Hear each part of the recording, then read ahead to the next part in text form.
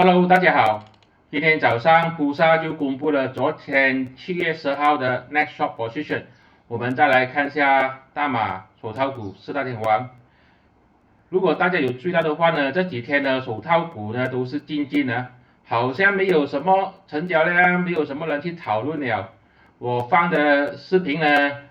那个 view 呢也是少了很多，好像大家都对手套股有点失望呀。无论如何，这个是好事来的，我觉得，因为呢，通常都是这种时候呢，就慢慢的它就会开始了，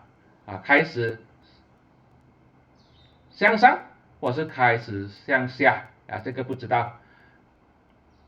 我们可以看到它的 next short position 呢，其实是没有什么大变化的，都是大概是维持在这个仓位左右，大家都是静静，机构呢也是在静静，大家都是在观察中，什么东西都没有发生，都是在等。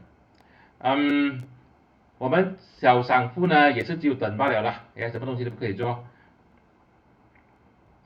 如果有信心的话呢，之前我的视频有讲过，它有一些股呢已经是止跌回升弹上去，这个呢我觉得是可以慢慢的去收一些了，小量的进场。这些都是我的个人看法，并没有任何的买卖建议，谢谢大家。